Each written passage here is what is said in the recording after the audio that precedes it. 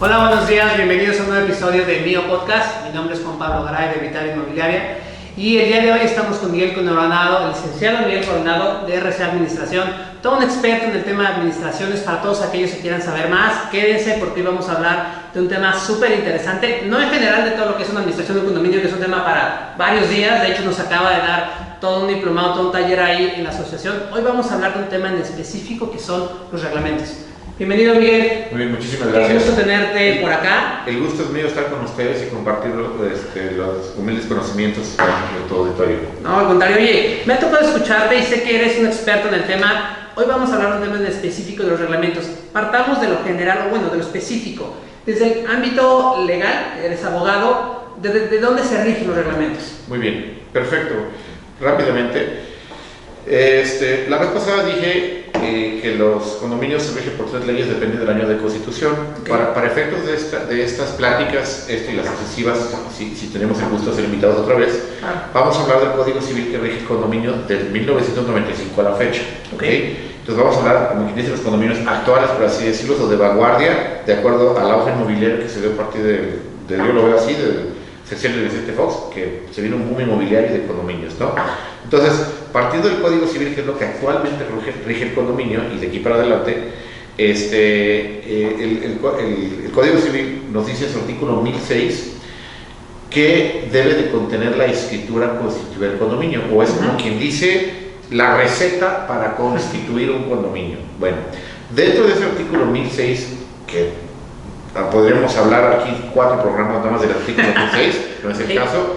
Una fracción que es la 11ª nos dice que debe de contener un reglamento del condominio.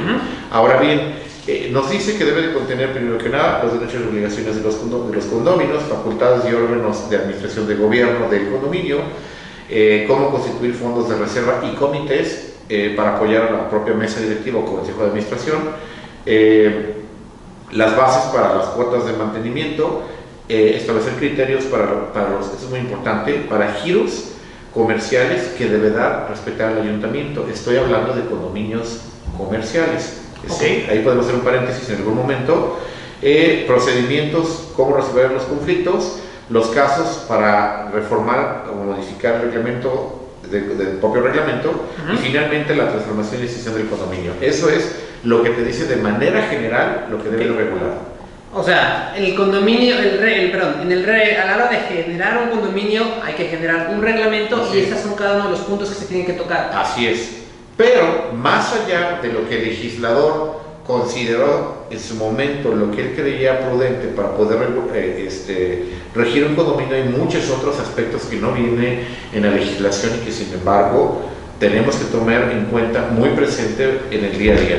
Ok, cuéntanos, y ahí es lo que me interesa, porque entiendo que una parte de la legislación que hay que cubrirla, me queda claro, y hay que conocerla, sí. Pero en la práctica, en todos estos años que tú tienes administrando condominios, ¿qué es lo más importante que tú consideras que debe tener un reglamento para la sana convivencia? Porque muchas veces ahí es el talón de Aquiles para que haya problemas o haya sana convivencia. Exactamente, y si, de la mano con lo que mencionas ahorita, de lo que acabo de leer, el código te dice qué hacer en caso de conflictos entre vecinos, pero no te viene, por ejemplo, algo que es el día a día, así, el pan nuestro de cada día, las normas de buena vecindad que yo le llamo, o dicho de otra manera, las conductas vecinales. Eso no viene en la ley, y en algunos condominios, en algunos reglamentos se regulan algunas conductas, pero lo que debe de contener sí o sí, más allá del artículo 1006, más allá de esta fracción 11ª, para que lo tomen en cuenta los constituyentes, incluso los notarios, porque también voy a hablar de los notarios en esta, que me disculpen los notarios, pero en la práctica se da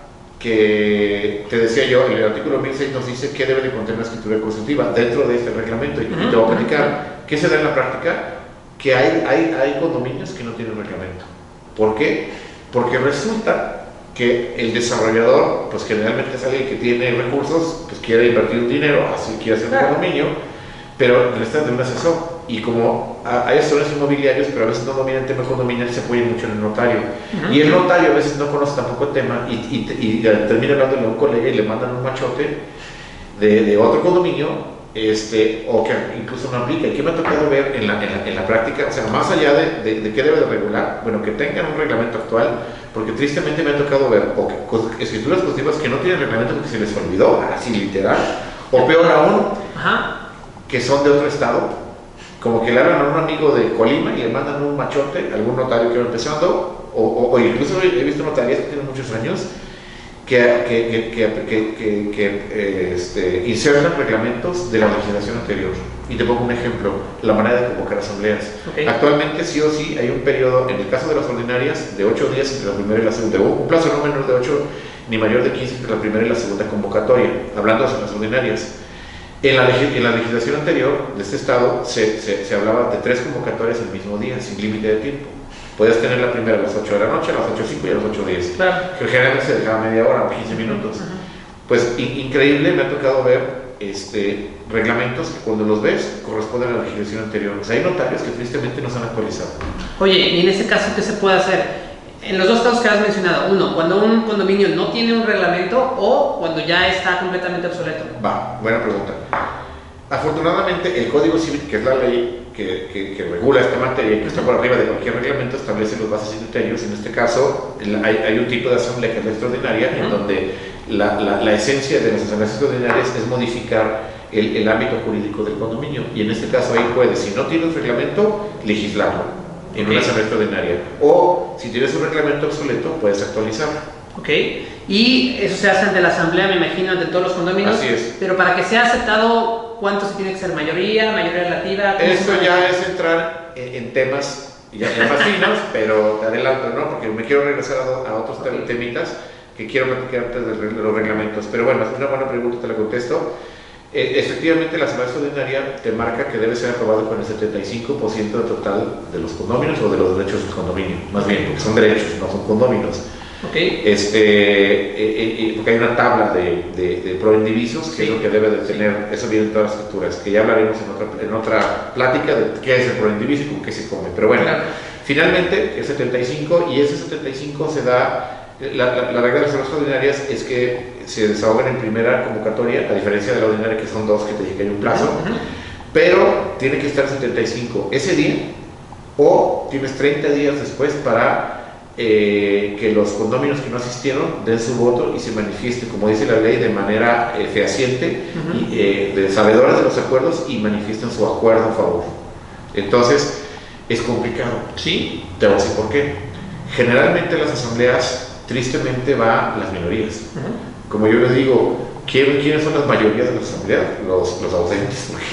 No va, la verdad. Ahora bien, el problema de un reglamento, cuando vas a regular sobre cuestiones de buena vecindad, que quiero hacer énfasis, que muchos condominios no regulan, hay que regular conductas específicas, no nada más, sí, pues el condominio deberá de respetar al vecino, los principios generales del derecho y que está en el Código Civil.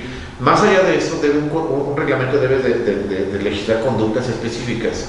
Porque finalmente eso tiene tintes de derecho penal, y el derecho penal, la esencia es que el delito tiene que ser conforme a la letra, si no puede no aplicar. Entonces, finalmente, esto es una especie de derecho penal, aunque está en un reglamento de índole civil, tiene que regular las conductas específicas. Y te pongo un ejemplo: fiestas, o sea, que debe ser fiestas con escándalo. Por ejemplo, la velocidad tienes que especificar, que eso sí viene, porque en algunos debes especificar, por ejemplo, que el perrito, no nada más poner, o sea, especificar así tal cual. Se prohíbe sacar a pasear el perrito o la mascota sin un aditamento y sin correa, etc. O sea, debes de hacerlo. Y cualquier conducta que se te ocurra, ¿no? Por ejemplo, sacar la basura, que es algo que molesta mucho, que la saquen en bolsas y luego no se regula, la sacan en bolsas, no en bote, y luego resulta que huele mal, y luego llega el perro, que tampoco está regulada la conducta del perro, anda suelto y rompe la bolsa. Entonces, las mismas omisiones van generando molestia en los vecinos, ¿no?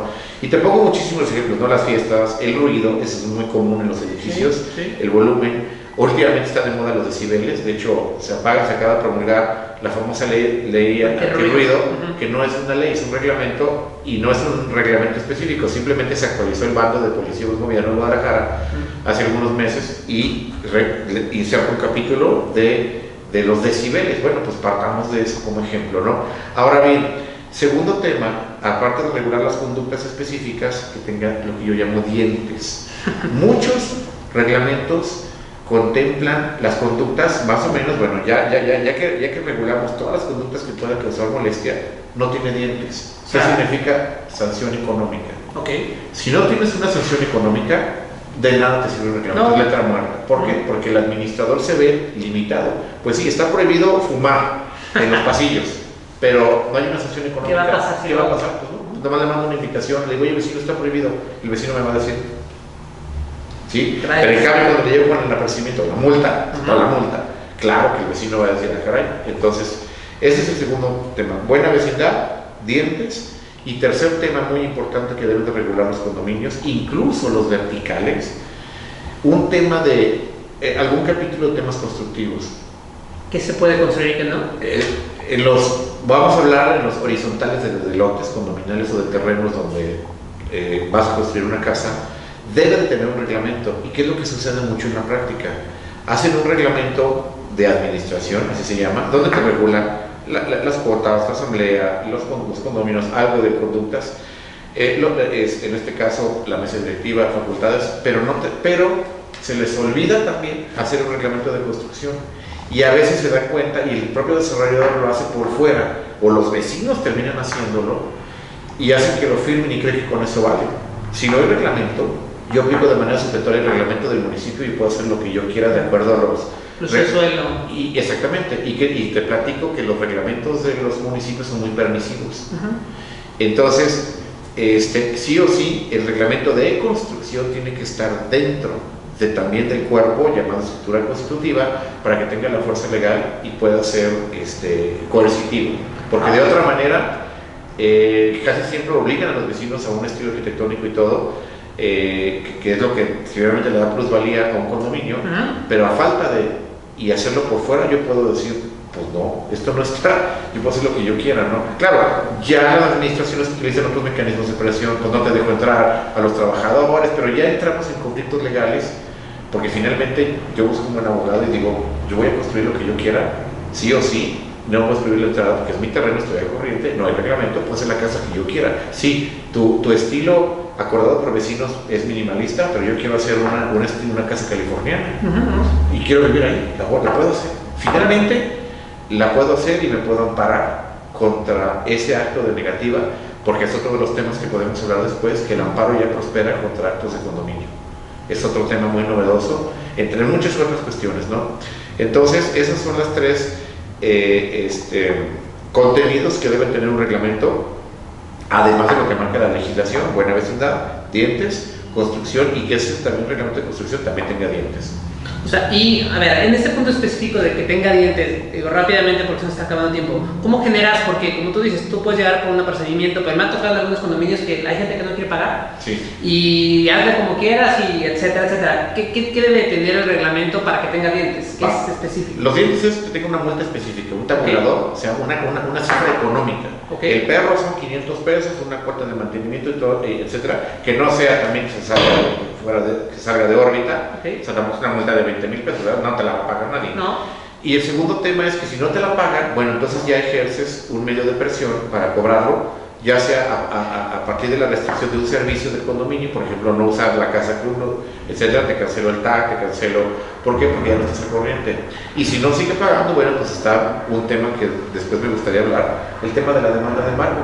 Es posible demandar las cuotas de mantenimiento y dentro de están las multas.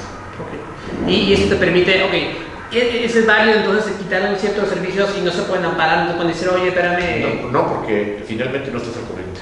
Ya. Es un tema que se me cobra, podemos hablar en otro episodio de la cobranza. Va. Esto da para mucho. Sí, me queda claro. Pero bueno, quiero agradecerte que estés nuevamente el día de hoy. Si quiere la gente conocer más, ¿dónde te puede contactar? Digo, aparte obviamente en tu casa, que es mío, que nos apoyas con los cursos. Sí, claro, creo que pueden contactarme en mi celular, creo que por ahí viene, al final de esos programas vienen los datos de contacto. ¿Por aquí los dejamos? Estamos a la orden, claro.